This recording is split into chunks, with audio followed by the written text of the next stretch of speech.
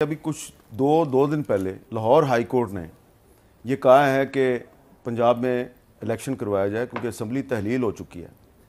इस इशू पे आपकी पार्टी के अंदर दो मौक़िफ़ आ रहे हैं, ज़रा सुने जी। पहले एक मौक़िफ़ जो है वो हनीफ अब्बासी साहब का और साद रफ़ीक साहब का क्या मौक़िफ़ है? इस इलेक्शन को नहीं, इस असम्बली को, नेशनल असम्बली को, इसको एक्सटेंड किया जाए 1 साल। कैसे करेंगे? कानून में मौजूद है। मखसूस हालात में पहले भी कई बार ऐसा हुआ है कि इंतखाबात जो हैं वो आगे गए हैं। मुल्क में इंतखाबात एक साथ होने चाहिए, अदरवाइज कियास क्रिएट होगा।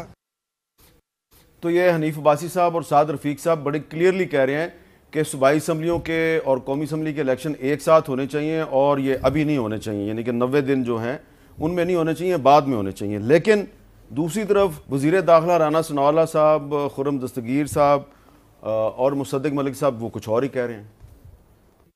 तो आपको कोई प्रॉब्लम नहीं अगर इलेक्शन अभी 2-3 महीने में हो जाए? आपको कोई प्रॉब्लम? जी, एज प्रेसिडेंट PMLN पंजाब मुझे कोई प्रॉब्लम नहीं है। आज तक की सरकारी पॉलिसी यही है कि इंतखाबात आइन की दी हुई मुद्दत 90 दिन के अंदर अंदर इन सूबाई जो असम्बली हैं उनके होंगे और हम आगे चलेंगे। जो लिखा हुआ है आइन कानून में उसको आप क्या बदल सकते हैं? अगर लिखा हुआ है 90 दिन में होगा तो 90 दिन में होगा, उसमें क्या शक है? अच्छा, अब मेरा आपसे मुअद्दबाना सवाल कि एक तरफ हाई कोर्ट की एक डायरेक्शन है, दूसरी तरफ पाकिस्तान की जो हुक्मरान जमात है जिसका वज़ीर आज़म हुकूमत कर रहा है, उसकी पार्टी जो है, उसके मिनिस्टर्स जो हैं उनकी डिवाइडेड ओपिनियन आ रही है। 3 बंदे कह रहे हैं जी कि अभी 90 दिन में इलेक्शन करवाने की कोई ज़रूरत नहीं, अक्टूबर में करवा लें, और 3 मिनिस्टर्स कह रहे हैं नहीं करवा लें, हमें तो कोई इतराज़ नहीं। ये कोई मुनासिब बात है? देखिए हामिद साहब, ये ना एक आइनी सवाल है और इन लोगों में से आइन की इंटरप्रटेशन तो तशरीह आइन की मेरा ख्याल से या तो इलेक्शन कमीशन जिसका काम है वो करे और या फिर अदालतें करें। हम तो एक सियासी लोग हैं और ये भी सियासी लोग हैं, तो ये सियासत के ऊपर अपनी एक जितना इनका तजर्बा है उसके मुताबिक बयान देंगे। अच्छा, इलेक्शन कमीशन जो है उसने तो आज एक इजलास मुनक्कद किया है और उसमें प्रेस रिलीज जारी की है और उन्होंने कहा कि इलेक्शन कमीशन ने मुअज़्ज़ज़ अदालत के हुक्म के मुताबिक गवर्नर पंजाब से दरख्वास्त की है कि वो सूबे में जनरल इंतखाबात सूबाई असम्बली पंजाब की तारीख से मुतल्लिक मुशावरत के लिए कल मोरखा 24 फरवरी 2023 को मीटिंग के लिए मुनासिब वक्त दें।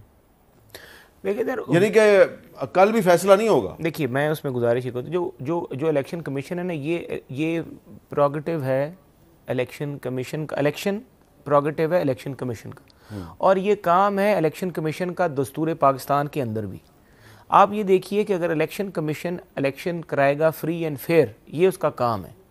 अगर अब फेयरनेस को इंश्योर करने के लिए उसके प्री रिक्विजिट्स जो हैं उनको मीट करना है, लोगों को, स्टेक होल्डर्स को ऑन बोर्ड करना है, इंतजामात देखने हैं, सिक्योरिटी अरेंजमेंट देखने हैं, फाइनेंशियल इम्पैक्ट देखना है, अवेलेबिलिटी ऑफ पोलिंग स्टाफ देखना है, ये सारे प्री रिक्विजिट्स हैं before announcing the date and venue of the election. ठीक है। तो अगर ये सब चीज़ें जो हैं वो इलेक्शन कमीशन देखेगा तभी फेयर इलेक्शन होंगे। अगर सिक्योरिटी सही नहीं होती, पोलिंग स्टाफ सही नहीं होता, तो उस इलेक्शन के ऊपर फिर बीच ऑफ में खड़े हो समझ आ गई। आप कुछ आप आगे जो कहेंगे वो मुझे पहले समझ आ गई है, तो उस पर ब्रेक के बाद बात करते हैं, क्योंकि अभी मैंने अली ज़फ़र साहब से पूछना है कि उनकी इस इशू पे क्या राय है।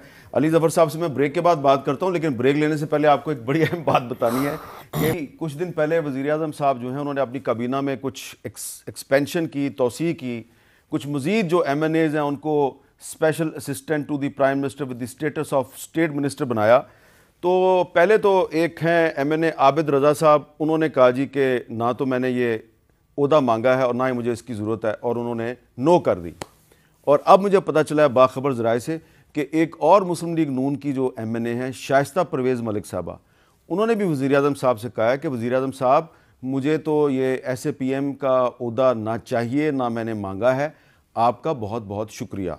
तो आप जिन अफराद को वज़ीर ममलकत का ओहदा दे के स्पेशल असिस्टेंट बना रहे हैं वो भाग क्यों रहे हैं? वो ओहदा कबूल क्यों नहीं कर रहे? इसकी वजह क्या है?